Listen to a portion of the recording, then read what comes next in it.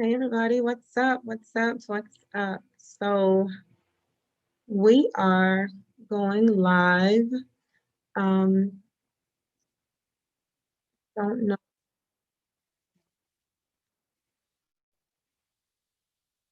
So we're going live on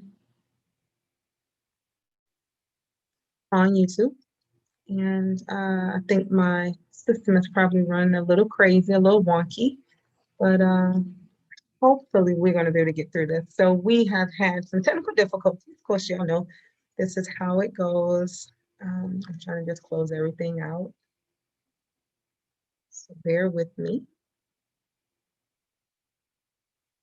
I can get everything closed out here in a moment and we not be looking crazy.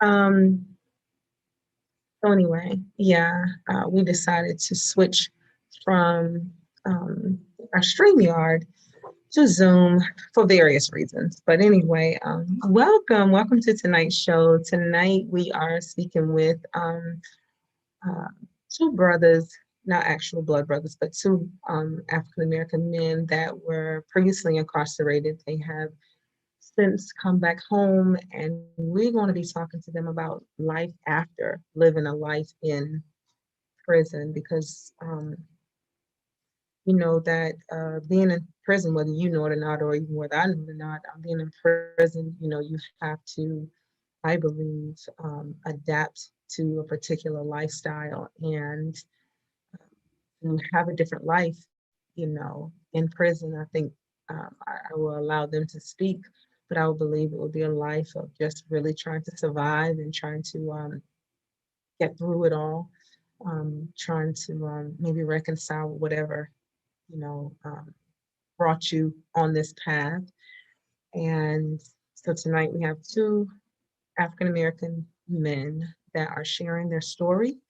They're sharing their story of being incarcerated, prior to being incarcerated, and what life is like now that they are back in, you know, the mainstream, and how, you know, their life has been overall impacted, and what they're doing now. So go share this video, share it. Definitely get your young men, young girls, but definitely those young Black men, bring them or share this video with them because I do believe that we're going to talk about some things um, tonight that could be beneficial for them. We're going to be very candid and honest. So I apologize for our tardiness. So we're going to jump right into this. So let me introduce our guest, Mr. Demetrius and Bobby. Let me pull them back in to studio. Hey there, guys. How y'all doing? Hey, how you doing? I am good. I am good. We are live. Wonderful. So we are live. We're live on YouTube. I am recording this meeting because I don't want to miss any of this. Welcome, Demetrius. Welcome, Bobby. What's going on, guys? Thank you, Queen. Nothing much. Living life. Yeah. I've been waiting to talk to you fellas. I'm so glad that you could join me tonight. Likewise. So, of course, Bobby, Bobby's no stranger to me. No. And Demetrius, I know you and I, we met briefly through Bobby. So welcome to the Relationship Zone, where we talk about love, life, and all things relationship.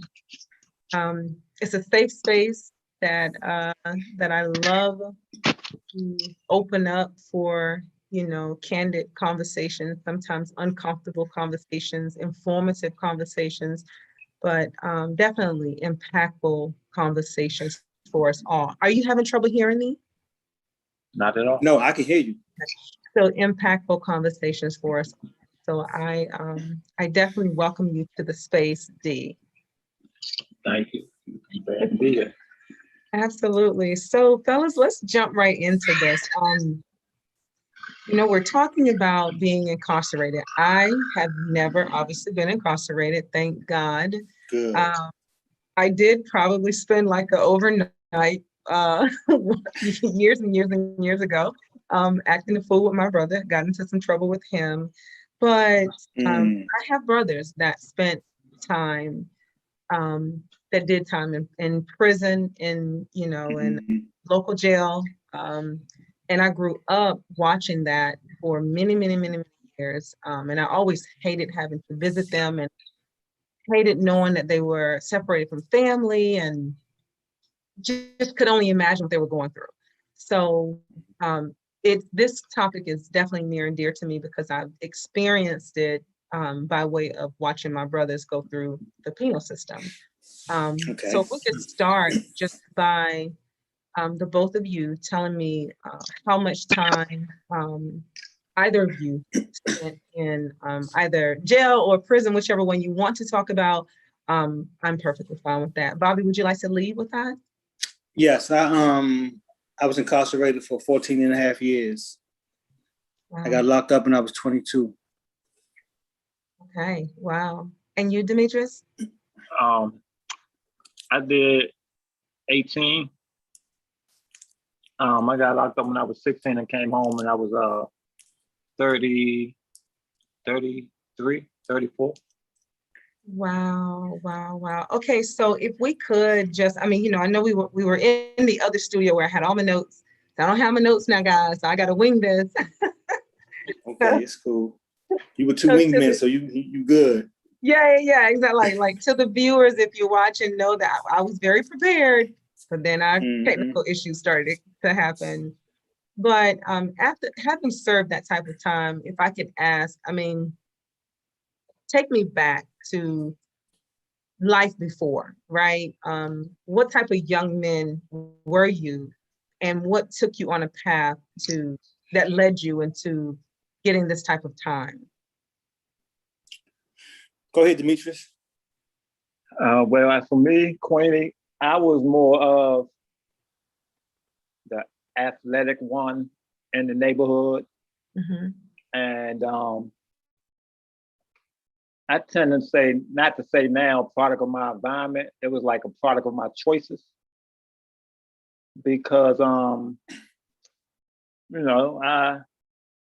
had no business doing what I was accused of. I was just wanting to be grown. Like I say, you know the kettle hot once you put your hand on it, and then you would know not to do it no more. So eventually got into some trouble with my buddies, co-defendant, and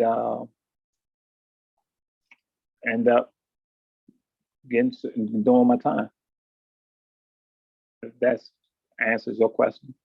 Yeah, it does. And you are a very young man. Yes. So, you know, young, I would believe immature. You know, I remember being 15, 16, I was extremely immature. That had to have been huge to stand before a judge and get this type of sentencing. Yes. Okay. All right. Bobby? Yes. Well, my And situation was I grew up in the in the cities of DC, Washington, DC, uptown. I was going to junior high school and I got in trouble in junior high school and my mother sent me to VA. So VA, I started off in high school in VA. And I was living with my grandmother and she passed away after I was down there a couple of years before I could finish school. She died like right in my arms, you know what I'm saying? You know, and I always been around her. So once she passed away, I just got into, smoking weed, selling weed, selling crack, drinking, things of that nature like that, the street life, hustling, gambling, playing games, messing with women real loose, things like that. And I ended up kind of what you call being too lit, because they say being too lit gets you snitched on, even though I didn't get caught with anything, like no drugs, no controlled buys, no guns, no nothing. People start mentioning my name. So I got hit with a conspiracy. And if you don't know what conspiracy is, it's the hardest charge to beat in the federal court system. So conspiracy starts you off at 10 years. and to go to 10 years to life. So depending on your role in the conspiracy is how much time you'll actually do in prison. Like for instance, if you was just like a mule, if you was how would I say it? If you was the stash spot house, you know, they give you levels like that. They gave me the kingpin level, like the head of the case, because I'm from DC and I was living in VA and I had my folks coming to VA. So even though some people didn't know my folks, they was just like, you know, that's who supplying me with drugs, you know what I'm saying? So they gave me the leadership role. So that automatically starts me off at 10 years of life, 20 years of life. 20 years of life. And then I had a gun charge too, which I never even had a gun. That charge right there alone was 5 years to life, depending on what kind of gun you had. But the kind of gun they said I had was fully automatic machine guns. So my charge stemmed from 30 years to life. And this is consecutive. This is the whatever I get on the drug charge, the 10 years to life, and then whatever I get on the gun charge, I do that separate. So let's say if I would have got 20 years on the conspiracy, and then they found me guilty on the gun charge, that would have been 50 years mandatory minimum. So that means I have to do 20 years on my drug charge, and then after those 20 are done, then I got to start doing my 30 years. It's not consecutive. That's how the feds do it.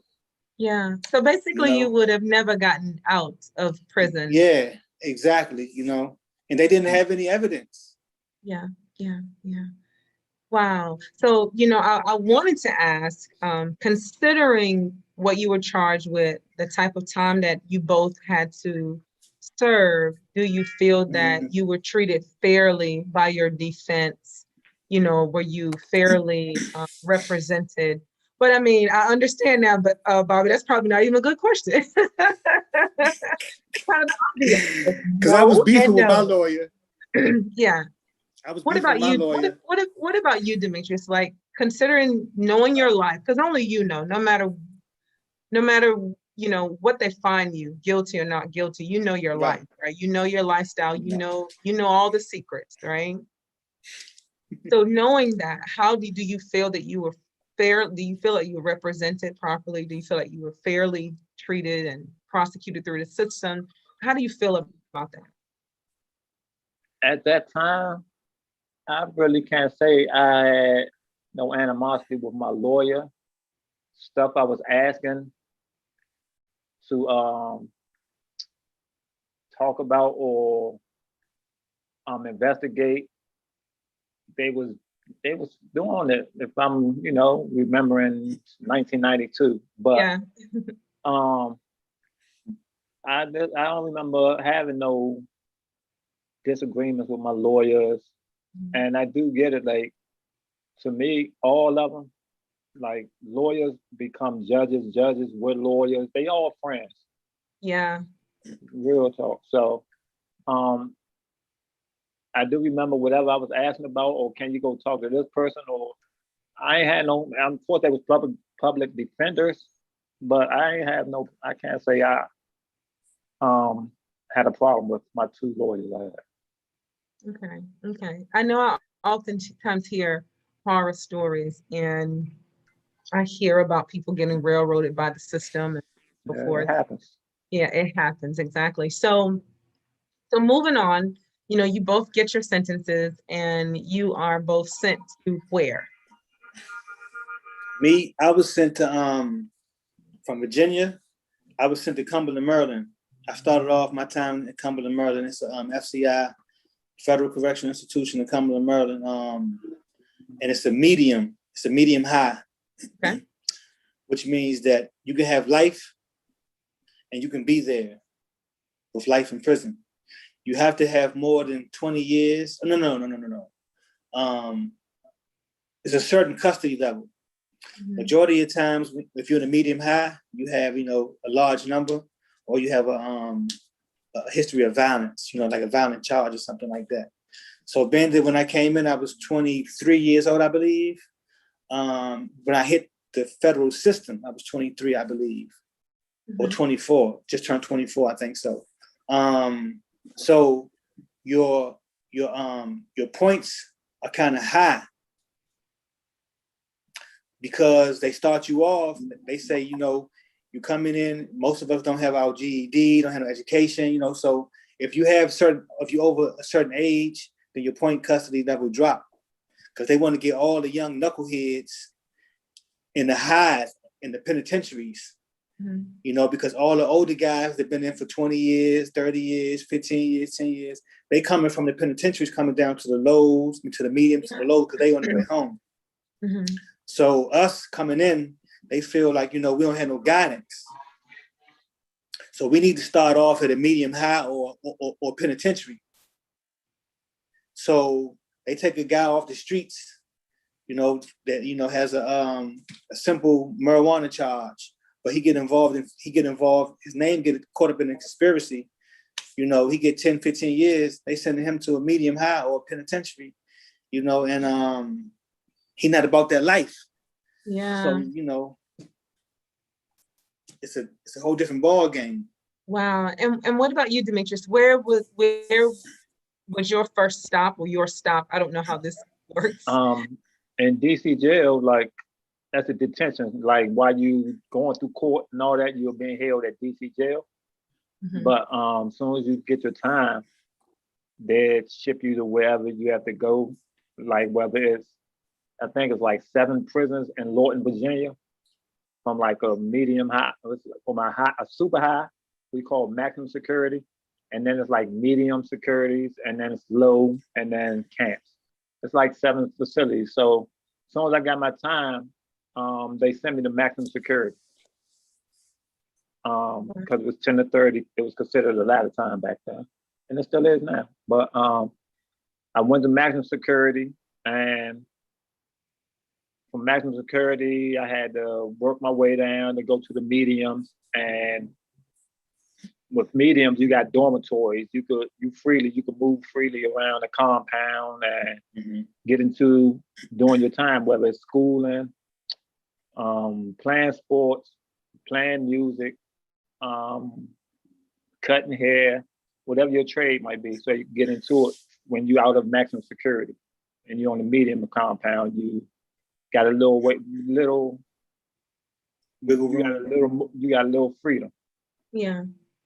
Well, so, you know, you said Lorton. I lived in Lorton, and I think I shared this before. You know, I have nothing but pleasant thoughts about Lorton, right? Yeah. But that's my reality. But I don't know if you've even gone to that site that you speak of that was the Lorton prison. It's beautiful. I mean, I've been saying some of my comrades, some of my buddies, they've been taking them trips down there and then sending pictures back. And yeah, I mean, somebody that ain't been on that side, outside of the fence, to you, hey, it's nothing wrong with it. But I don't think I could live in one of them apartments. And you know, I absolutely respect that. When I hear the stories, I think I share with you, like, my relationship with the Lorton prison was, of course, well after it was a prison, and you know, it actually was at the time when I was living there, it was vacant. Now they've renovated and they built things up there, and you know, we've had all kind of gentrification going on through there, and it's lovely. But I often wondered about the life of some of the elderly in the Lorton prison, just because I was in college and I was writing some papers on it, and it took me to Lorton prison. So and then I meet you, and you tell me this story, and I'm like, what? God, I just can't imagine. You know? Yeah, it's like, this cannot be. And I love this place. You know, the taxes are super high. But with all of that being said, was it, and this may be a terrible question, but I can't help but ask you, Demetrius, was it a really tough place to be incarcerated at during that time? All in all, no. Okay. Due to the fact that, of course, we all had uncles or some older family members that been through that system. Mhm. And once you get your time, they tell you, man, look, this is all you got to do. And the main thing was mind your business. And don't go gossiping, don't listen to gossip, just do your time. And that was my escape was playing basketball. And at that time, I wasn't even, back in the 94 when I first touched the medium and I had a chance to move around, I wasn't even thinking about a GED then. I was just playing basketball, going on visits, going to commissary. It was the small stuff that I was just happy about because I was still like 18. I was just, I was playing basketball, playing intramural football, just stuff like that, baseball, just, that was how I was doing my time in the beginning. So it wasn't, I mean, you had people that had it rough, but I didn't have that problem because I played basketball, stayed out people's way, and you know. Yeah. So tell me, how did the two of you meet? Because Bobby brought you and myself, together. So how did you two meet? Do you want to Go go? ahead, Hannah. Okay. During the end of my journey, so I was being incarcerated towards the end, I ended up at a medium facility, but now by this time, DC don't never back then. DC don't have nowhere to house their own prisoners, so they was basically sending us to where everybody had the money at. I was in Ohio, I was in Atlanta, then I ended up being in North Carolina. So basically, once DC sold us to like other institutions, we were doing time in them institutions for a year or two. We had DC had contracts for a year or two, but then they passed laws where everything was federal. And so now with federal comes the BOP, and our people with 007 DC numbers, we became federal. So we started going to the feds. And during this time, going to the feds, during the end of my incarceration, I ended up being at a medium, and North Carolina and Butner. Me and him was on the same compound, and throughout us, like you say, we haven't known each other from before then. But being though we was both on our like walk the compound, we cool, we was just on the right plane, we automatically connected because we had the bigger picture in sight, and that was going home. And we just continued to talk, whether it's music, whether it's religion, whether it's sports, and it just went on from there. And I think I probably told you before, I happened to see Society before him, and all I could do is, with him and some of my other buddies, like send pictures back or help the best as I could. Yeah. So when he did call my phone from in there, I answered. Make a three-way call. The little stuff count. Yeah. And I know, you know what I'm saying? It's good to hear your name called a mail call. But when he came home, he needed transportation to get around and all that type of stuff. Like as far as going to get him a job, going to get his documents as far as birth certificate, etc. And I was that one being, I was blessed to being able to drive back then. So I was picking him up, taking him to get his paperwork, taking him to do what he had to do, and dropping him back off at the halfway house. So he won't have to be out there getting late and the wrong security officer in the halfway house. About, nah, you 10 minutes late, I'm sending you back. So I was helping in that sense. And from there on, and then probably, it's definitely been over 10 years. But let me say this though, because he didn't mention this. How we really got cool. I was working at the chapel. At Butner Low, and he started working for the counselors, which was right next door. So I started sharing letters with him. Like, yeah, man, you know, I got this letter from this young lady, you know what I'm saying? Check it out. What you think about this? And he'll read it, and then I'll show him a letter I wrote. Mhm. And then he'll read it, and then he'll look at me like, man, you crazy as I don't know what, man. You know what I'm saying? Like, he was so me and him got real cool because we was on the same, like, writing site. You know, we got pen pal sites, and we would, you know, discuss letters and stuff. And then being that I worked at the chapel, you know, he was always coming over there, hanging out with me, and I'm always messing with him because he had the CO. I mean, he had the COs and the ladies down there. You know, they just loved him. You know what I'm saying? Like, he had been there for a minute. You know, Yeah. so he was just everywhere where he wasn't supposed to be. You know what I'm saying? Like, I'm talking about like in prison with. Oh, we What going do you- hard. Okay, so we really going. Okay, Demetrius is telling on you now. He like Nah, really I telling mean, on you. no, that's how we got cool That- though, because yeah. I'm like, man, this dude right here funny as I don't know what, man. You know, like wherever is a CO lady at, Yeah. he was around somewhere, you know what I'm saying? So I was He's like, looking, yo, this guy, he's trying to look off right this now. guy is funny as I don't know what. So he knew that I was silly. So you know, we would joke, you know what I'm saying, and just talk. And but he also knew that I was very serious when it comes to my religion, you know what I'm saying, when it comes to my belief. So that was how, like, you know, when it's time for me to go do what I gotta do, I'll holler at you, Holmes. You know what I'm saying? I got a community, I have a community to watch after, because I was the imam there. So I was the leader. So he knew that, you know, it was certain things that he knew that I wasn't gonna get involved with. Like, you know, gambling, you know what I'm saying? You know, he was into, you know, tickets and stuff, you know what I'm saying? You know, that's how he was eating. I mean, it ain't nothing wrong with it, you know what I'm saying? You was doing what you were doing. I'm speaking on a spiritual, you know, plane, you know what I'm saying? Whereas that I didn't get involved in that because I can't gamble, you know what I'm saying?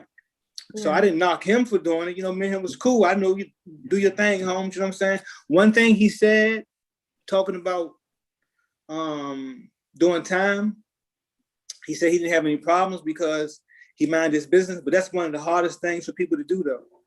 You see what I'm saying? It may sound easy, but it's one of the hardest things for somebody to do is mind their business, especially when you close by. You see what I'm saying? When you close by and, you know, you got a room here and a room here, and you walk past somebody's room and you happen to look, they might say, man, what you looking at? You know what I'm saying? And it's just natural for you to look around, you know, to see what's going on. But the wrong look, somebody can check you, you know what I'm saying? Mind your business, what you looking at? You know what I'm saying? Don't look in here no more. You know what I'm saying? Like, you know, I just seen people do that before. So if you don't know how to mind your business, then you have a mean state. Yeah. You know? Well, let me ask. Demetrius already let us all know that you were quite the ladies' man. Okay, I get that. Your personality is going to be your personality no matter where you are. Exactly. You know, there are just certain things that, you know, that will follow you, good, bad, or indifferent. There's nothing wrong with that. But you know, you guys build a relationship. Y'all built a bond that has transcended the bars and time. How important do you believe having some sort of relationship is or was for you while you were incarcerated and even after returning home? How important was it? How important was that? Well, you know, during our time of incarceration, you know, we basically at the lowest of the lowest. So all we got is us. That's our statement. That's our tagline. All we have is us. We got family members on the streets that, you know, may love us, you know what I'm saying? You know, think about us all the time, but they can't even touch us though. You know what I'm saying? All we got is us. So, you know, I bonded with him because he had been in a long time. I've been in, you know, quite some time at the time when I first met him. And I had a lot more time to go. So it's like, you know, me getting around him, he older than me, you know, I'm, you know, asking him questions, you know, he telling me certain stuff, you know what I'm saying? You know, he older brother. So, you know, we bonded like that. He came to the chapel to hear me speak, you know, give a sermon, you know what I'm saying? You know, so, you know, he was very supportive. And like I said, like he said, when he went home, he reached back out. You know, was like, look, man, tell the brother, man, show him these pictures. Give him my number, tell him call me. You see what I'm saying? So I can call him up, and I can just mentally escape real quick. You see what I'm saying? What's going on, Turk, man? What's going on, Hannah, man? How you doing, man? You know, what you listening to out there? And then we get into our, you know, little debates, you know what I'm saying? You know, he taking me out of the prison system for a second, right? For those 15, 5, 10 minutes, whatever, however long I talk to him, I'm mentally escaping, and he knows what's going on. So, you know, he showed love, you know what I'm saying? I stayed in touch with him. As soon as I came home, like he said, you know, I say, yo, man, I need to ride down such and such. I don't know where I'm at. I've been away from DC so long, you know, and I'm not from Southeast. That's his territory. You know what I'm saying? You know, so he would come get me, you know, and take me places, take me out to eat, you know what I'm saying? Show love. So he already knew what type of dude I am. You know what I'm saying? So now I'm saying, you know, okay, he really 100 with me. That's all. That's all need to be said. Now it's like, if he needs something, if I need something, I got him. He got it. You know what I'm saying? You know, to make it work best for both of us. You know what I'm saying? It's not about getting out on him or getting over on him. You know what I'm saying? Or trying to, you know, get the upper hand. Nah, if it's my last, he can have it. You know what I'm saying? Because, you know, we cool like that, and it's only material things. That's what one of the things we're learning is, that it's only material things. You know what I'm saying? Yeah. You know, and an ice cream joint, Lupena ice cream could bring joy to somebody. You know what I'm saying? Yeah, I need a smoothie. Because we only go to the store once a week. You only could buy 2 ice creams. Everybody don't have money in there. You see what I'm saying? So he might say, hey, man, you don't go to the store until Friday or Thursday. It's Monday. You want an ice cream, Holmes? Heck yeah, man. You know, that's a delicacy in there. So it's like, you know, we find joy in some of the smallest things. You see what I'm saying? So, you know, we was able to bond on, you know, the fact that, you know, we here, we laughing, we joking, and we both at our lowest. Yeah, yeah. And he still respected me, and I'm still respecting him. Like, it wasn't no, you know, nah, man, you know, it was never no arguments. Like, what we arguing about? You know what I'm saying? We both men, you know what I mean? Yeah. Wow. So Demetrius, what do you have to add to that? He basically said everything. It's just like, men respect men, and men have a good judgment of character. And apparently that's so, because we still kick it right now today after, I swear, I don't know, about 15 years. And we never had a disagreement once. And that's just some playful, like, music type stuff. But my main thing was, I came from that spot, and then though I left before him, I know how it is. It's nice to get a piece of mail, whether it's just pictures, postcard. Yeah, that's good to get your name called for mail. That's big, and that's what I continue to do as far as him and some people that I still communicate with now that's still in them places. I just do the little stuff, the bare little, and that's big to them when they in there. So that's what kept us meshed right now to how we are. You know, I love this. I love the fact that you guys bonded, and like Bobby is saying, like, hey, what are we arguing for? No need for us to argue, you know. Men have a good judge of character of other men. And I mean, I'm sure y'all probably tried to compare who was better, Red Man or Method Man. You know, I get that. But yeah, we all do that, We still do it to the day. Yeah, because Jay-Z the best. You know what I'm saying? That's what we always say. And I disagree with him, you know what I mean? Respectfully, yeah. You know? Yeah, no, Jay-Z the best, not the best rapper. He might be the best businessman, but hey, I digress. Exactly. See, you on my side. That's our debate right there. You lost. That's what we always talk about. He's hilarious. He ain't you. Jay-Z's the best, but you know, I've been out here now. And then one of the things that we always one of the things we always like rivalry about is Northwest, Southeast. I'm from uptown, he's from Southeast. You see what I'm saying? So it's always the uptown way, and it's always for him the Southeast way. You know what I'm saying? So, you know, we always, you know, I don't know if you know the handle that, you know, Southeast and Uptown has, but Southeast is known for, you know, being grimy, you know what I'm saying, you know, backstabbers, you know what I'm saying, grimy dirt balls. Like, now let me stop thinking about that. Nah, but they known for, you know, being grimy, you know what I'm saying? Northwest, Uptown, we known for being, you know, stylish, you know, cool, fly dudes, you know what I'm saying? So he always say, like when I used to write a letter, he always say, see, that's the Uptown stuff, you know what I'm saying? That's the old slick talking stuff, you know what I mean? So that's what we always going about.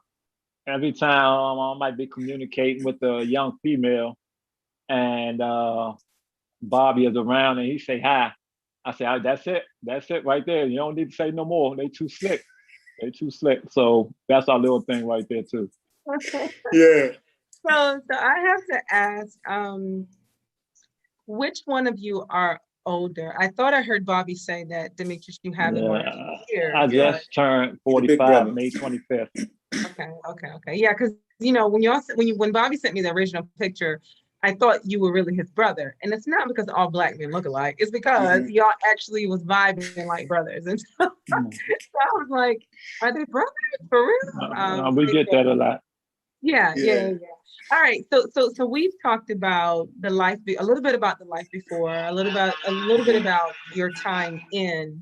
I would love to know, like, one of the biggest lessons that you learned from your time inside, because I definitely want to get to returning home, but one of the biggest lessons you learned from your time inside. One of the biggest lessons that I learned from being inside was I'm nothing. I'm nobody. You know what I'm saying? I could be here today and gone tomorrow. Anybody can be in my situation, so I kind of like, you know, take advantage of every moment. Because a guy told me, he said, older dude, he had been in like 15 years. He was like 50 some years old. He had 2 life sentences. He was coming back on appeal. And when he found out what my charge was and, you know, what's going on, I clung to him. I wanted to learn as much as I could. So he said, one thing was sure, two was certain. You're not the first person they did this to, and you're not the last person they're going to do it to. It's nothing personal. He said, it's just part of life. You know what I'm saying? So right then and there, I was like, because I used to always say, man, why me? Why me? You know, I never killed nobody. I never harmed nobody that I wasn't fighting, you know what I'm saying? I wasn't protecting myself with, you know what I'm saying? So why me? So when I got locked up, I just realized it's not about me, you know what I'm saying? It's a whole bigger scheme, but it helped me out in the long run because I was able to find myself. I was able to find what really drives me, my purpose, you know what I mean? Things like that. And how to actually be a friend to people. Being locked up actually helped me be a friend to people. Like, you know, and it helped me identify who's a friend to me. More important. You see, because like he said, he still got dudes that he reach out to or reach out to him because he's their lifeline. And I got people that I reach out to or reach out to me that I'm their lifeline.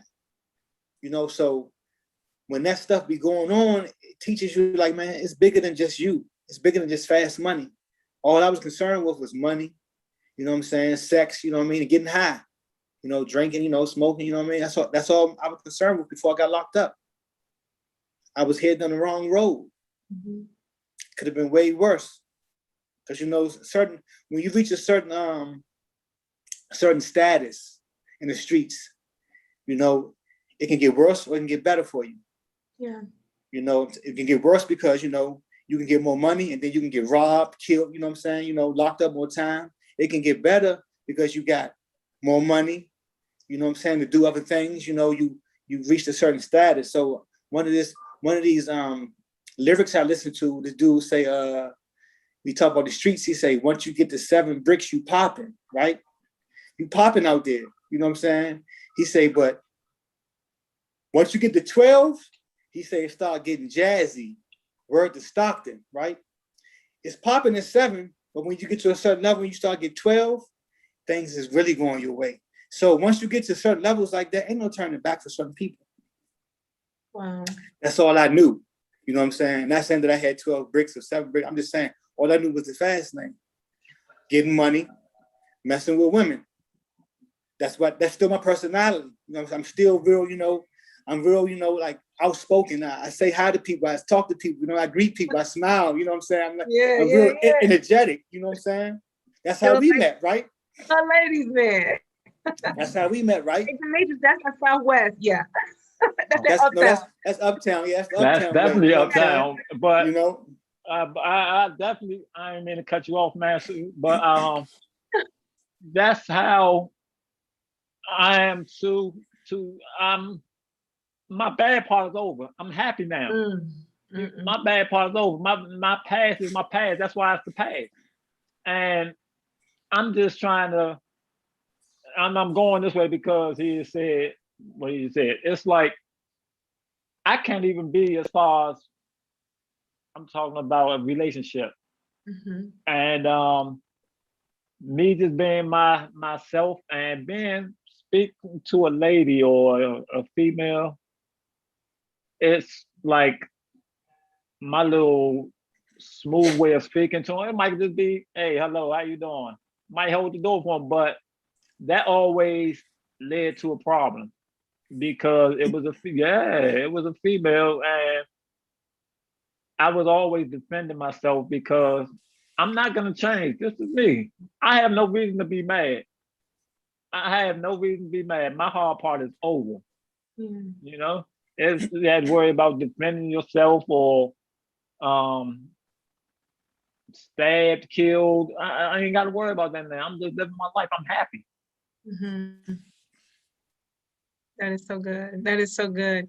Okay, so I heard both of you share your the time that you were given, but obviously you both got out before.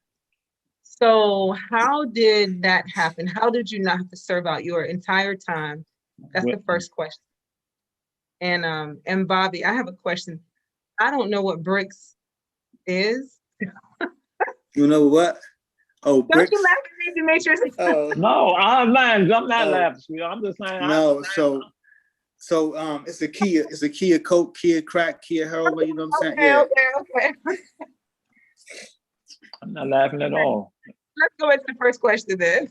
How did that happen with you getting, with both of you not having to serve out the entire time, just so that we understand that? With DC, back in my time before the laws changed, we had 2 numbers. And I'm saying 2 numbers, like your time, I got 10 or 30. So I could come home in between 10 and them 30 years. Okay. So you see the parole board, and you see the parole board, like they might say 2 years, you get set off for 2 more years, see the parole board again. So they could keep doing that until I really do my whole 30. 30, yeah. But by that whole time, I had my GED.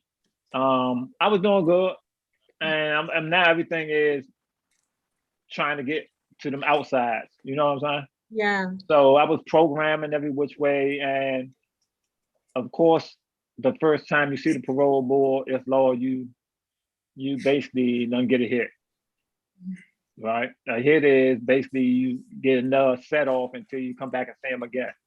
Okay. So I just kept studying, I kept programming, and the second time I got a hit again. And I wasn't doing nothing bad, it's just, that's the way the parole board worked. So on the third time, I seen the parole board and they granted me parole. And at this time, it was like 16 years, but they gave me 2 years, but they gave me a go home date after that 2 years. We'll push it like I told you, 18 years. Yeah. And then I came home. So the parole board, that's different between him and I, because they federal and I was a DC inmate. And we had 2 numbers back then before everything became federal. Okay. So that's how I did 18 or 10 to 30. Okay. Bobby, what about you? Yeah, mine was totally different. I was fighting mine the whole time. I got sentenced to 327 months in prison, which is, equivalent to 27 years, 26 years, 10 months. So I didn't really have too much time to play. I understand that. You know what I'm saying? Like Yeah. I went in serious. Yeah. So as I'm fighting my case, because I went to trial, and when you mentioned about the lawyer, I tried to fire my lawyer at trial. You know, he wasn't, you know, he was trying to get me to plead guilty. I'm like, man, you know, you can imagine like me getting locked up, you getting locked up, you don't have no drugs on you, you don't have no controlled buys, you don't have no weapons on you, nothing. I was over somebody else's house when I got locked up. So the whole time I'm like, of course I sold drugs, but I didn't conspire with nobody. Wasn't nobody working for me. You see what I'm saying? Conspiracy is about, you know, people working for you. No, I sold him some drugs before. He don't work for me. He worked for his own self. You know what I'm saying? But Ben, I didn't get caught. That was my whole thing. You know what I'm saying? Like, no, I'm not telling nobody. I'm not pleading guilty. So they started throwing salt in the game. You know what I'm saying? You know, my lawyer was a plant. He didn't even, you know, do what I asked him to do. So I made record of that. So the whole time I was locked up, I was basically trying to get back out. So in my situation, I was set on doing 26 years because there's no parole in the feds. There's no, you know, it's good time, but it's like 85%. I would have had to do like, I'd had to do like 21 years, you know what I'm saying, off of, you know, 26 years. So because the power of the Almighty, when Barack Obama came in, the drug laws changed. So first it was a 2-point reduction because they try to say that everybody who had a crack charge had a violent charge. What they do is they tie in guns with crack. They say that, you know, in our neighborhoods, people who sell crack normally have a gun. If you got one or not, they're gonna give you one. So they gave me a gun charge and they gave me a drug charge. So when Barack Obama came in and did the 2-point reduction, that took off like almost 10 years. And I was like, oh man, I got 10 years taken off. You know what I'm saying? Like, whoo, I'm excited. Now I'm losing weight, you know what I'm saying? Because I was, you know, I was kind of stalky, you know what I'm saying? I'm like, I'm coming home, you know what I'm saying? You know what I mean? I got some faith now. I mean, I always was strong in my faith as far as, you know, believing, you know what I mean? I was never sad. I mean, could nobody tell it because everybody see me the same, you know what I'm saying, as I was when I was locked up. I'm the same every day. The same thing I was doing on Facebook, I didn't even know about this stuff. I was doing this when I was locked up. Making memes, you know what I'm saying? Like cutting papers out of newspaper, pictures and stuff, making memes. You know what I'm saying? And I didn't even know what a meme was. But I was just so, like, you know, I was so far out there, like, man, you know what? I'm gonna do something when I come home, you know what I'm saying? Creative. You know, that's why I started my championship content, championship ideas, you know what I'm saying? But the whole time I was fighting, so I got 3 reductions. I got a reduction when they changed the drug laws to 18-1 because cocaine and crack cocaine is the same drug. But if you got cocaine, if you got 1 gram of cocaine and 1 gram of crack cocaine, that 1 gram of crack cocaine is equivalent to 100 grams of cocaine. Wow. So you get 100 times the sentence for cocaine because why? Because Black people were smoking crack. You see what I'm saying? And dealing crack a lot. Yeah. And mostly white people deal with, you know, cocaine as far as what they know, they believe. Right. So 1 gram of crack cocaine is equal to 100 grams of cocaine. So I can get 100 grams of cocaine and I can get the same amount of time as a person that got 1 gram of crack cocaine. And this was the racial disparity, you know what I'm saying? Like, why is all these Black people getting all this time? You know what I'm saying? So they call that self-adjustment and they changed the laws and I was able to get 10 years off. I was able to get 4 years off and then 5 years off. So it was like, I'm home like 10, 15 years before I'm supposed to be home. You know what I'm saying? Yeah. So why would I be mad about something? You know what I'm saying? Yeah. I live with very little in prison. Yeah. So that's just, that's when you break it down, how they were viewing crack and how they were viewing cocaine. That's such a disparity. I mean, it really, really is. So returning home, I just want to kind of jump into that. I know that Demetrius has been bridging the gap for a lot of those that are still incarcerated and were still incarcerated once he came home. He was standing in the gap for them and being there, and just kind of being that, like you said, 5-10 minutes just of an escape. But when you come home after such time and you return to society, did you have any type of challenges, I would say, like readjusting mentally, physically, emotionally, your overall health? How did that, how was your health, I guess, impacted once you came back to society? With me, I don't know if we missed over this somehow in our conversation, but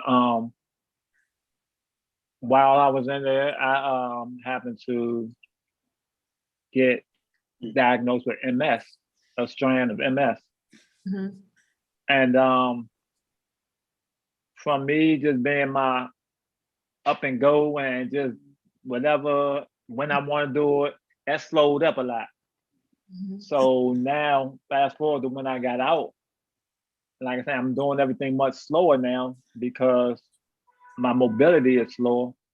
I looked at that as real challenging because first came home, I was on the bus going to see my PO, and I didn't know what buses and what bus went this way, what bus went that way.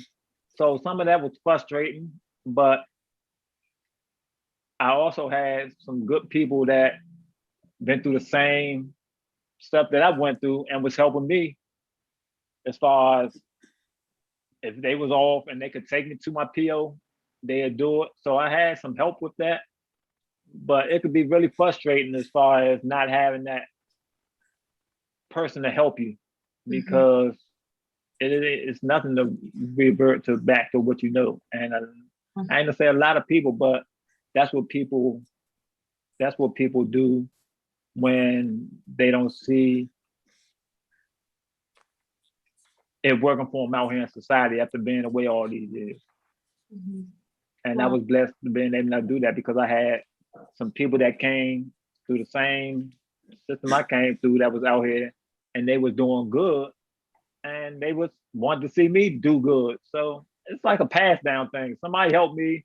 Now it's my turn. I help them, and just go down like that because we all on the same thing. We are not going back to that environment no more. We all want to see each other win. So it was frustrating at first, but I had a good supporting cast. And it wasn't even family, like blood family. It was because the blood family, like you really don't know about this life. You know what I'm saying? Yeah. So I don't even though I know they would be there for me if I really needed them, all my support came from people that been in my shoes. Yeah. And that's what made it good for me. Wow. Wow. What about you, Bobby? Well, for me, from the lifestyle I lived before I got locked up to this right here, it's definitely, a total it's a 160. You know what I'm saying? I come from fast money. I come from, calling shots. You know what I'm saying? I come from making things happen. So being locked up taught me, listen, all that stuff can get taken away from you. So being that I'm home with this with the same mentality, that I had nothing for the 14 and a half years I was locked up. I wasn't balling. It's some dudes in there balling. They got bread, you know what I'm saying? They got money, you know what I mean? They send the money out here to us. Yeah. You know what I mean?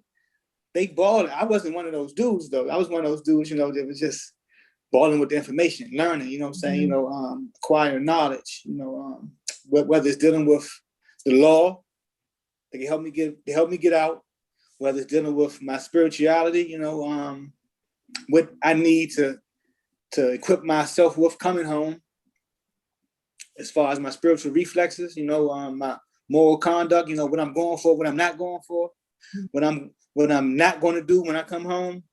Some things that I said, I don't know everything I'm going to do, but I know what I'm not going to do when I come home. Yeah. So I already pushed all that stuff out the way. You know what I'm saying? Like all that street stuff and negative, you know what I'm saying? I'm gonna leave that for the streets. I said I wasn't going to do that. I'm not going to do that. Whether how hard it get, because see, I've learned that we may love a thing that's bad for us. We may hate a thing that's good for us and love a thing that's bad for us, right? Mm-hmm. Because one of the devil's biggest tricks is that he made evil look good and good look evil. Mm-hmm. So the person that's, you know, out here balling, with all this money, you know, doing all this stuff, I don't know how that person got that. You know what I'm saying? So the devil is making that look tempting to me. You see what I'm saying? Mm-hmm. But I know his tricks though, because I studied them. Mm-hmm. You see what I'm saying? I studied how to seek refuge from, you know, excuse me, from his whispers, from him whispering in my heart, making things tempting to me. You see what I'm saying? Like, you know, he might whisper to me like, you know, go get that money over there. You know, make this move, you know what I'm saying? Put this in action. I ain't going for that. You see? Because I keep him away from me. Yeah. I keep him away from my circumference. So, you know, it's hard because what I'm used to. Mm-hmm. But I make it easy because I got used to nothing. Yeah. You know what I'm saying? I got used to nothing. And I got used to being by myself. Like I'm by myself now. You know what I'm saying? Like I don't be around too many people. I be at home most of the time. Yeah. You know? So if I'm by myself, I'm cool. You know what I mean? I ain't got nobody, you know, ask me no questions, complaining about nothing. I'm solo, you know what I'm saying? So, you know, I'm trying to make the best moves I can make for tomorrow. Mm-hmm. Still for tomorrow, you know what I'm saying? With the same principles I had when I was locked up. As far as coming home, doing what's right. Leaving a legacy, you know what I'm saying? You know, leaving something that's good for the people. Yeah. I don't want people to see me and be like, you know, oh yeah, he used to turn up at the club. That ain't the first thing I want you to say about me, you know what I'm saying? I don't want you to say, oh yeah, he used to drink all these bottles of alcohol. No, I don't want you saying that. You know what I'm saying? I want you saying positive things about me. You know, yeah, you know, he helped me out one time. Or he did this, he did that. You know what I'm saying? There was positive. Yeah. So this is what I'm doing, and it may seem a little harder than the next person coming on with a lot of support. I ain't have support, you know what I'm saying? You know, I was locked up, my brother was locked up, you know what I'm saying? So those are my plugs, you know what I'm saying?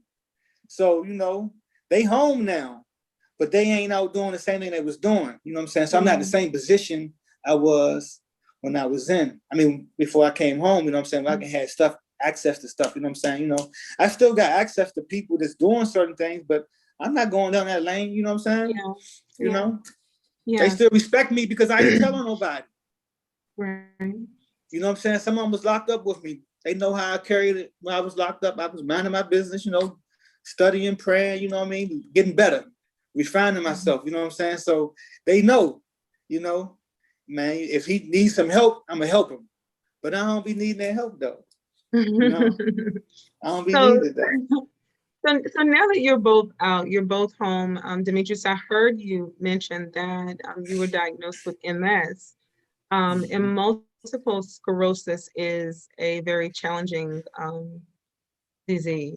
I had a very close friend, two of them actually, that battled with this. So I know that life has changed for you, but how did you adjust? How have you adjusted just your day to day, you know, with having been incarcerated, then you come home and you know, now you're obviously physically changing with this. You know, how has that adjustment been overall? I mean, me is me. Everything is slower now. Yeah. So my pride don't want me to accept that, but it's reality. Mm-hmm. I do everything I want to do. I just do it at a slower pace. Mm-hmm. And my surrounding people, family, they know that, and that helps a lot. because sometimes we'd even joke about it. Like that's what makes it funny, because around my select few that I'm around, we might all be in the house, and we need to get somebody go get some ice. And I sit back, man, I'm not going to go, I got MS, I ain't going to get no ice, but it's funny. Even though I could still get behind a car and go get some ice, but nah, that's my out right there. And they all know that. Everybody laughs. But it's slow. I still do what I want to do. Everything is just slow.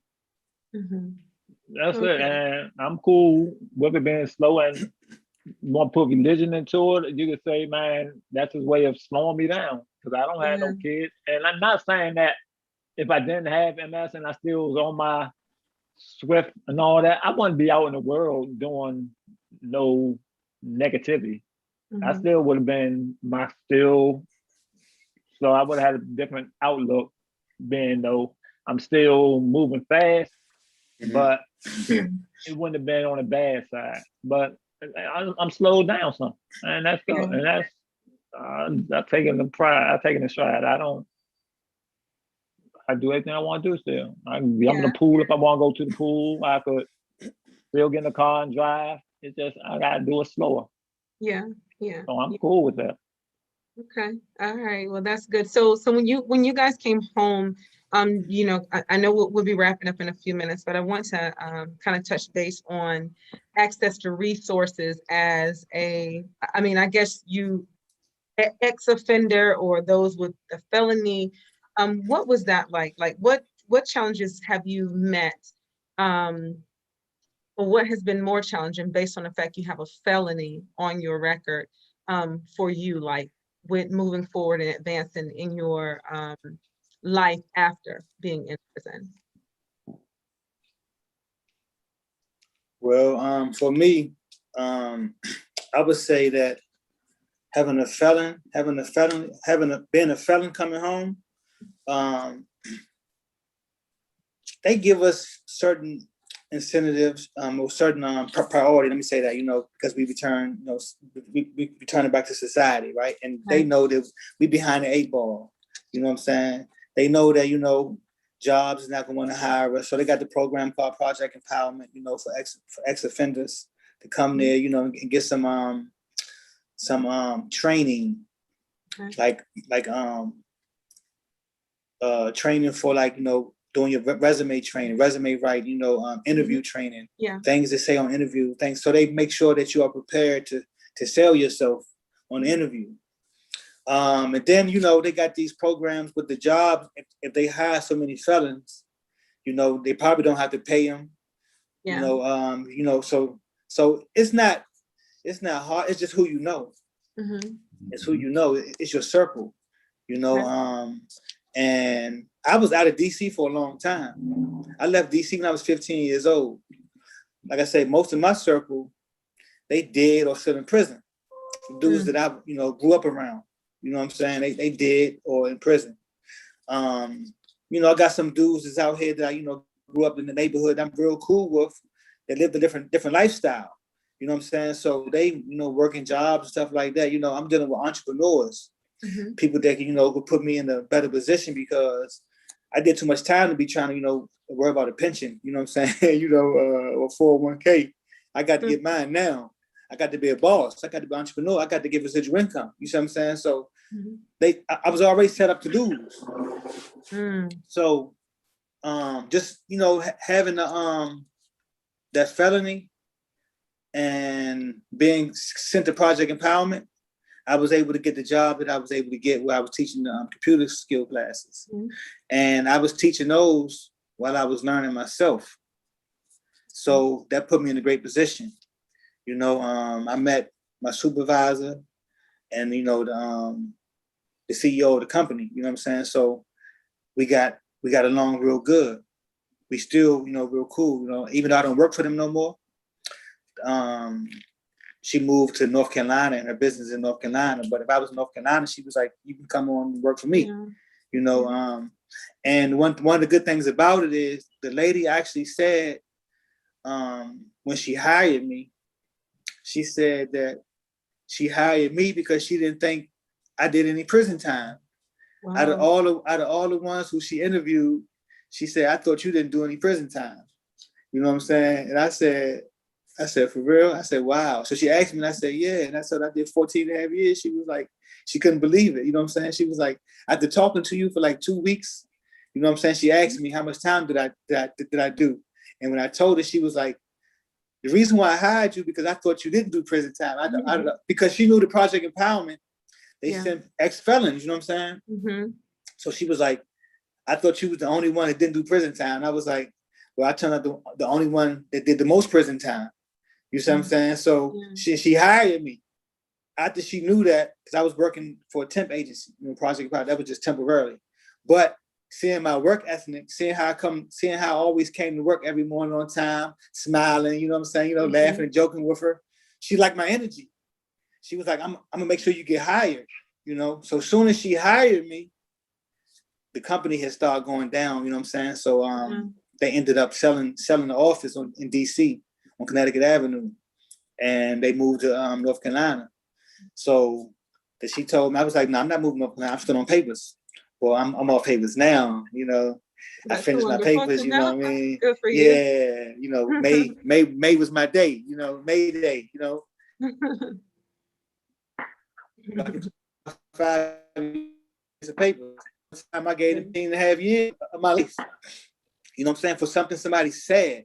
So, that's, but yeah, so I was able to get that job. But like right now, if you just, we behind the 8 ball. Yeah. Some of us don't know how to do applications, you know what I mean? Some of us don't know how to do fill out, applications for certain stuff, driver's tests, all that type of stuff. That stuff is foreign to some of us, you know what I mean? Just coming home. I got locked up. I didn't finish school before I got locked up.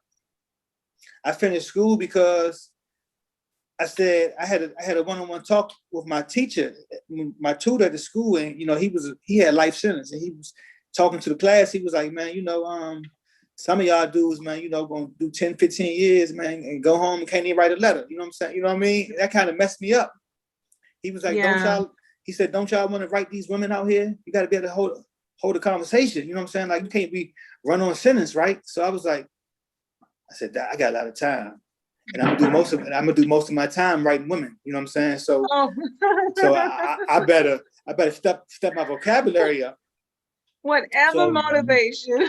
Yeah, I mean, that's what made me get my education. Yeah. So once I got my GED, I took a creative writing class, and then, I was like, I like this. I started, pen pals writing, so then I found my niche. Like, you know what? People in the prison were like, man, where you been? I've been in my cell all day long, man, writing letters. You know what I'm saying? I got like 2, 3 girls to write. You know what I'm saying? I'm not coming out. That's how I was able to do my time, though. You know what I'm saying? Yeah, right. This is how he was, huh? No, that helps. That definitely helps. I mean, he the one that gave me the game of putting a sweet smelling oil on the end of a letter so it could smell good when the female open the letter and write back, or when you call. Yeah. Your letter smell good. I got I got all that from him. Did you? Yeah, because see, like that's our way to mentally escape. You know what I'm saying? Of course, I say, some people in prison, they are praying to God to hear their name called in mail. That's it. That's all they want. Wow. So getting mail was especially from a woman, you know what I'm saying? A woman, I'm getting a letter from a woman. That's not just your mom or just you know what I'm saying? Yeah, it's somebody that don't even know me really, just like, oh man, I read your letter, I enjoyed the conversation, I had to write you back. Yeah. That's nice, you know what I'm saying? That's a mean gesture, you know what I'm saying? Like, some people they get into a fight, you get killed over mail. Over mail call, So like that's big, you know what I'm saying? So being that your name being called, it let people know who you are. You know what I'm saying? Oh, he must be somebody out there, you know what I'm saying? He got people writing him all the time. So it was like, I had that feeling, you know what I mean? Like, I get my name called 3 different times, 3 different letters a day, you know what I'm saying? Like, that feel good, you know what I'm saying? Like, okay, I got 4 letters a day, you know what I'm saying? Like, Yeah, you know what I mean? I'm the man again. You know what I'm saying? You Street know? pimping. Yeah, Did I'm he the just man. say I'm the man again? I'm the Okay, man again, Demetrius. yeah. Demetrius, we're gonna move past Bob because he didn't say he was the man I'm again. the man again, you know what I mean? Demetrius, Yeah. tell me, for you, whenever you came home and, you know, having had have this felony on your record, you know, you want to return, you know, back to DC, you want to get a job or just get back into society. What challenges did you face because of that felony? For one, like he said, and we say this right now today, DC looks out for the returning citizen. If you got a DC address, you get all the benefits they have for you. Mm-hmm. And like you say, it's all in who you know.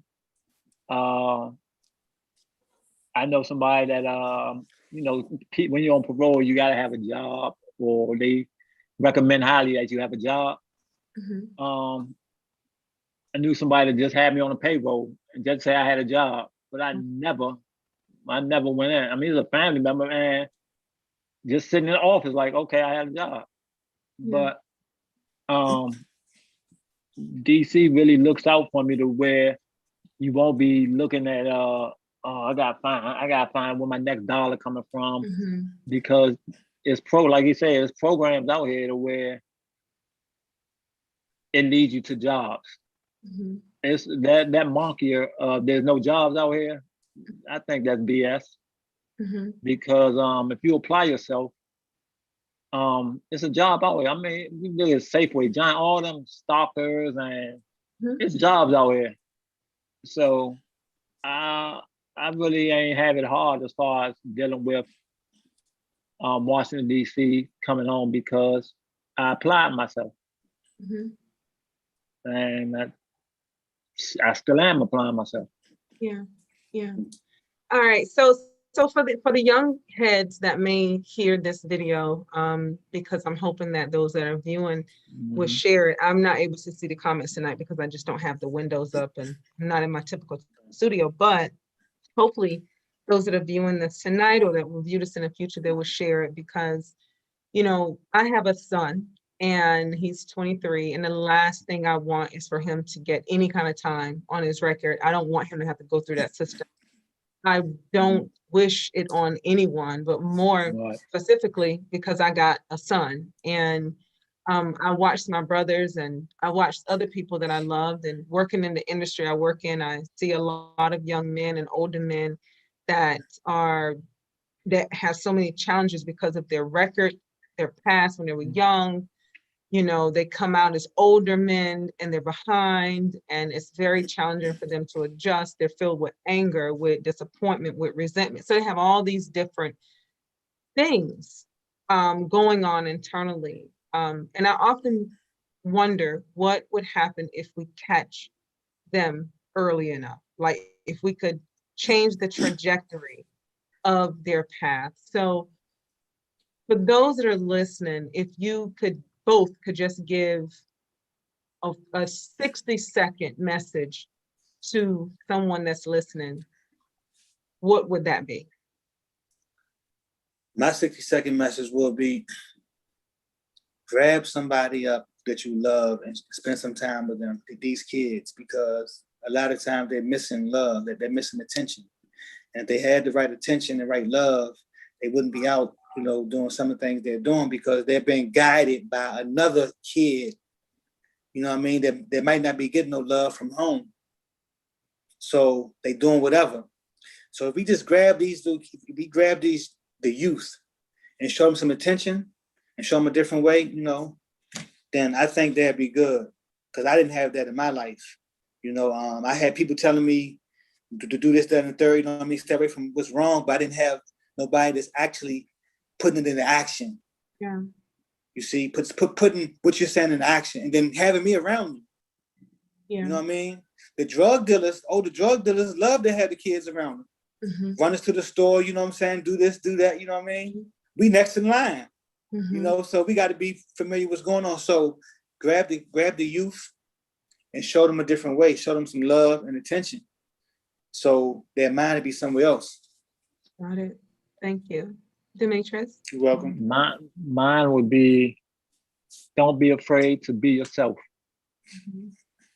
Mhm. Like you said, you know, two of your buddies going down there to do something bad. There's nothing wrong with saying, "Nah, I'm gonna fall back and go in the house." Mm. Like you said about the drug dealers and all that was in line, but my drug dealers that was in my neighborhood was more of not putting the stuff in my hand because they really thought I was on my way to becoming that superstar athlete from DC.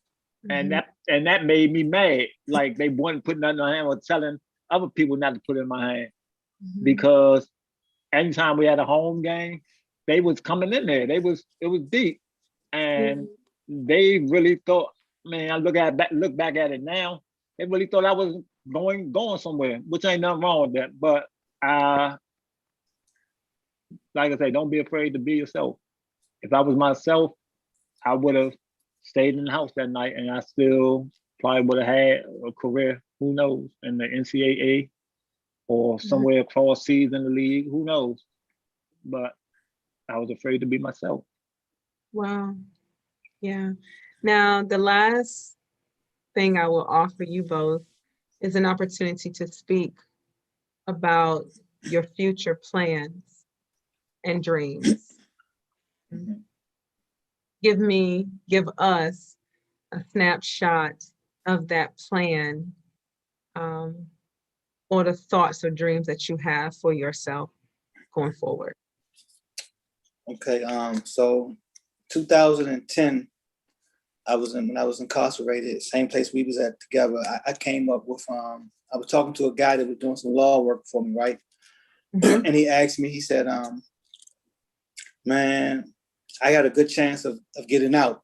He was real good with the law. I had a crooked sheriff on my case. I had a real chance of getting out. He said, man, what you gonna do when you get out? I gotta ask you this. I asked everybody who I do law work for, what you gonna do when you get out? I said, man, you know what? I'm gonna do commercials. You know what I'm saying? I wanna make commercials. He looked at me like I was crazy. He said, man, I've been locked up almost 14 years. He said, I ain't never heard nobody say that. Not a young black man. He said, all the young black men want to do, they want to be an author of a book. They want to get their own club. They want to get a clothing store. You know what I'm saying? They want to, do a car lot, do clean and stuff. He said, I ain't never heard nobody say they want to do commercials like content. So I said it to say that recently I fired myself back up. You know, I said, I'm gonna go ahead, man, and pursue this content thing, right? Where I make content. I already got like 3 skits I got in my head, you know, so that made up just recently. You know what I'm saying? I still got commercials in my head from 2010, you know, for Doritos, for a car company, for deodorant, you know what I'm saying? I just come up with some crazy. That's why I'm the way I am on social media, because I'm actually just, keeping my creative juices rolling. So I come up with some silly stuff, you know what I'm saying? So this is what my dream is, and my dream was back then, and I'm just getting back on the right track to, pursuing my dream. So I'm turning it up. You know what I'm saying? Real talk, yeah. Where can we find you at on social media, or where can we follow those skits, videos, whatever type of content that you're posting? Well, you can follow me at Bobby Pettis on Facebook. You can follow me at Championship Ideas or Championship Content on that's my website. My website is Championship Content. I got my own business page on Facebook called Championship Ideas. I'm on YouTube. I'm on IG at Bobby5211.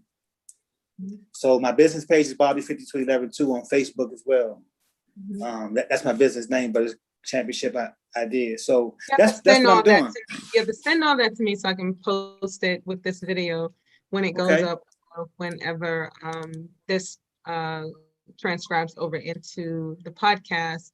The listeners can view the thing. So make sure you send that to me, and I'll And if you need something, you know what I mean? Some taglines, you know what I mean? Something catchy, you know what I mean? For your podcast. Man. All right, that's enough. You holler at me, you know what I'm saying? That's what I do. Get it, Demetrius. I may have to holler at you, Bobby.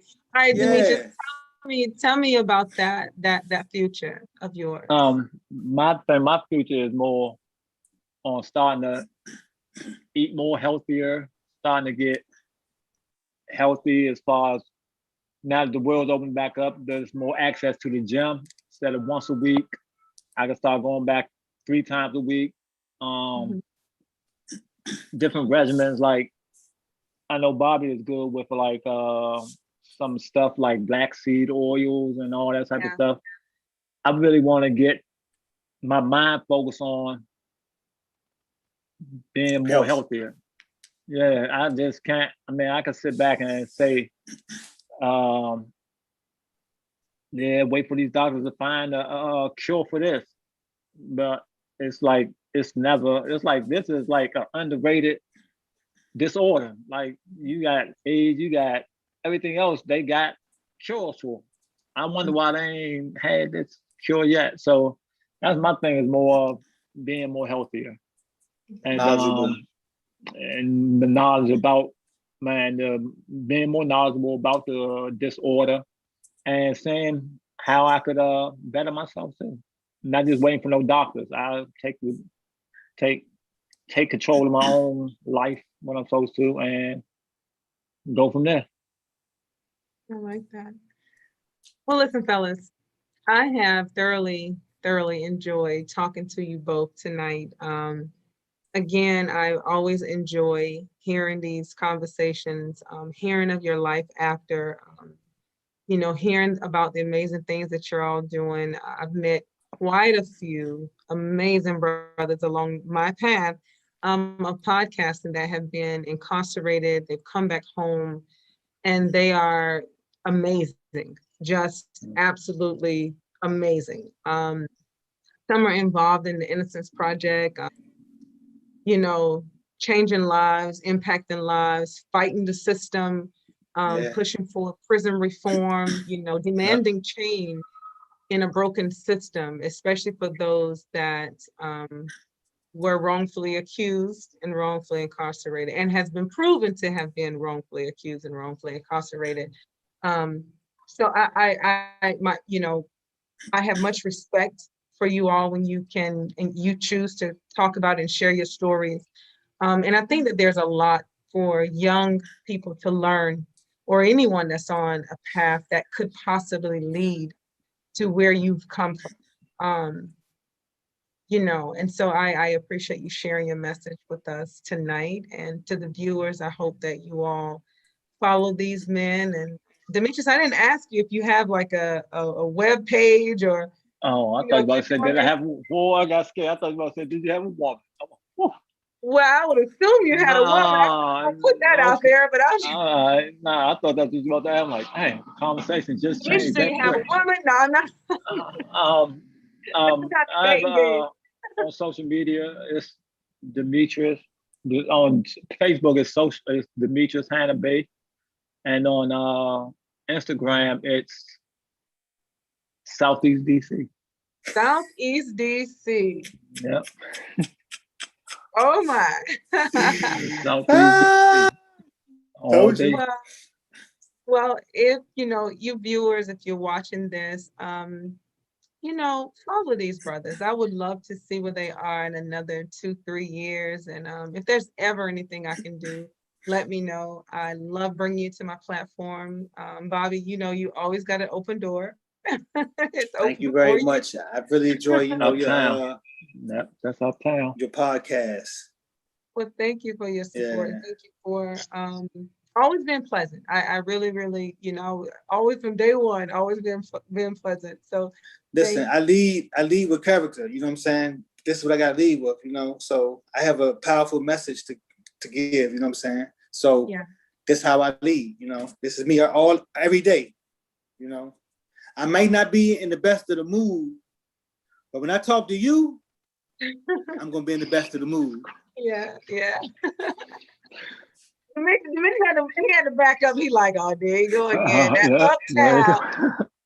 Uptown. No, because I'm not gonna bring my. Forget that. I'm not gonna bring my pains and troubles, around people. You know what I'm saying? Like, when I come around you, I'm gonna be who you know me as. I don't care what I'm going through. Hey, Queenie, how you doing? You know what I'm saying? Give you a hug. You know what I'm saying? Talk to you. That's how I'm gonna do it. I don't care what I'm going through. You're not gonna see me. You know what I'm saying? Stuck in the mud. Crying and sobbing. Even though I may be hurt, but when I interact with people, I give them the best of me. Simple as that. And that's my. Go ahead, Queenie. No, please go ahead, Demetrius. I'm sorry. That's my thing. You might get on the phone with somebody in the morning, like, "Hey, how you doing?" and not tell them you ain't. Every day you ask me that, I'm always gonna say I'm good because I woke up. You know what I'm saying? My mind will not change. I'm always good. I'm always great. I might word it different, but I'm good. Hey, how you doing? Oh, I'm good. I'm all right. I'm okay. I'm great because I woke up. And that's one thing I can verify for him is that I never seen him complain about, his situation. You know what I mean? And like you got people that never been incarcerated. They out here complaining about certain stuff. You know what I'm saying? Like, they got it good. This man right here did 18 years. His last 5 years, he got diagnosed with MS. He been home for 10 years. Ever since I've been around him, I ain't never been like, man, none of that. Yeah. Ain't no need. I mean, I don't know if he stole some of my energy or what. You know what I'm saying? Just Nah, but yeah, that's how he is though. So Yeah. Well, no need. I respect your humility. Yeah, I mean, I really respect your humility and your peace. The peace that you bring. So again, fellas, look, we're gonna wrap this up. I so appreciate you both. I'm gonna close this out of YouTube. YouTube viewers, thank you for hanging in there with us. I hope some of you got a chance to watch us and we were coming in clear. Share this video and you will also be able to find it over on Spotify, Apple, on Anchor, and Google Podcasts. Anywhere that you listen to podcasts, you'll be able to find the audio version only. It may be easier for you to share that rather than the video. So you're on Spotify too? I'm on Spotify as well. Yeah. So this will be on Spotify as well. I'll make sure you all have the links and you can share them out at your leisure. Okay. So YouTube, we're gonna say good night to y'all, fellas. Y'all want to say good night? Good night. Yeah, and y'all appreciate you for watching. Good night to everybody. And y'all can catch me on TikTok too at Bobby5211. I make my TikTok videos, I gotta go find them. I'm all over the place. All right, YouTubers. I'm gonna say good night to y'all. Fellas, y'all hang out for 1 second. Okay.